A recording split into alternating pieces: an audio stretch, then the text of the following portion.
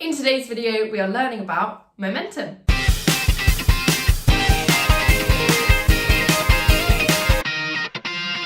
So, what is momentum? Momentum is mass in kilograms multiplied by velocity in meters per second. Because we're multiplying those two things together, that gives meters per second. So, which do you think has a larger momentum? A bowling ball or a bullet? Let's do a few estimations. So first, I am going to calculate the momentum of a bullet that has been fired from a gun.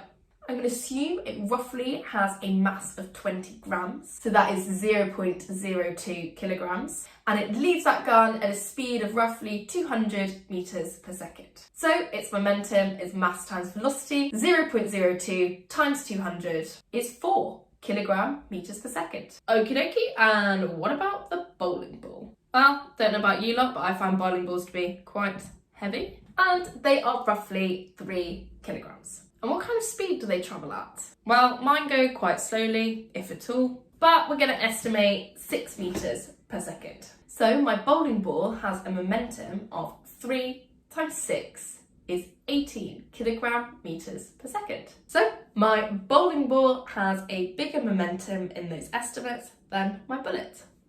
Momentum can be a really useful concept when we are considering objects colliding. For example, if an object that is moving hits a stationary object, or if two objects travelling towards each other collide, or even if two objects explode.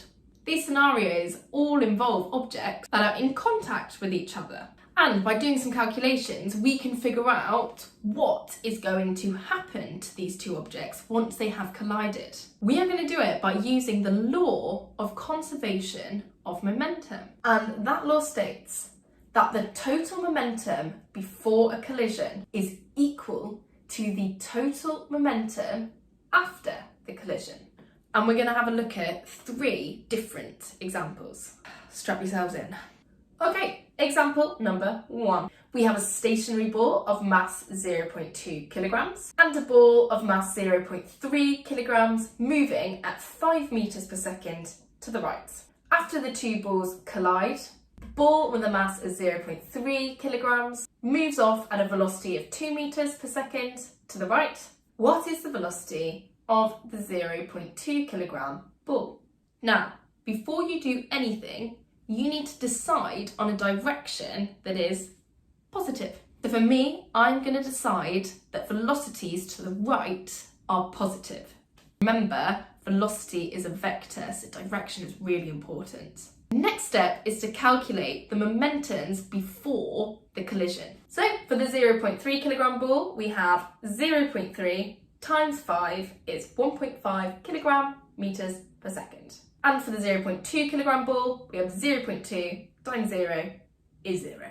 So now I need to add those two together to give me the total momentum before the collision. And that is equal to 1.5 plus 0 is 1.5 kilogram meters per second. Okay, now let's find some expressions for the momentum of the two balls after the collision. So my 0.3 kilogram ball is 0.3 times 2 is 0.6 kilogram meters per second.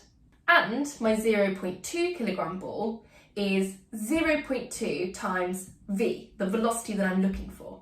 For their total momentum after, I have 0.6 plus 0.2 times v. Now, this is where the law of the conservation of momentum comes in. Total momentum before equals total momentum after. My total momentum before we worked out to be 1.5 is equal to this expression for total momentum after. 1.5 minus 0.6 gives me 0.9, and that is equal to 0.2 v. Therefore, v is equal to 4.5 meters per second. Okay, that's example number 1. Time for example number 2. This time, the two balls are moving towards each other before they collide. My 0.3 ball moves to the right with a velocity of 5 meters per second, and my 0.2 ball moves at 3 meters per second to the left. After the collision, the 0.3 ball moves off at 2 meters per second to the right. What is the velocity of the 0.2 kilogram ball after the collision? Okay, so we're going to follow the exact same steps. Let's work out the total momentum before the collision. Remember, before I do anything, I am going to set my direction that is positive, and I'm just going to pick towards the right. So momentum of A is 0.3 times 5 is 1.5 kilogram meters per second.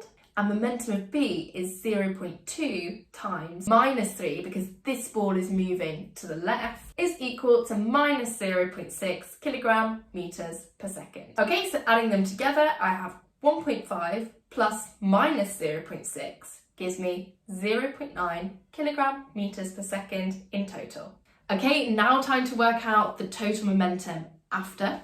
Okay, so for ball A, we have 0.3 times 2 is 0.6 kilogram meters per second. And for ball B, we have 0.2 times some velocity, v. Now we use our conservation of momentum law. We put my total momentum before, which was 0.9, equal to my total momentum after, which is 0.6 plus 0.2 v. Rearranging, we get 0.3 equals 0.2 v, and that v is 1.5 meters per second. Since v came out as positive, we know that its direction is to the right. Okay, well done for hanging on in there. Final one, an explosion. Two balls, my 0.3 kilogram and 0.2 kilogram balls, are originally stationary. Then they explode. My 0.3 kilogram ball moves off to the right at 4 meters per second. What is the velocity of my 0.2 kilogram ball after the explosion? Okay, let's work out the momentums before. Ball A was stationary, so its momentum is 0. And ball B is also stationary, so its momentum is 0, giving me a total momentum before the explosion of 0.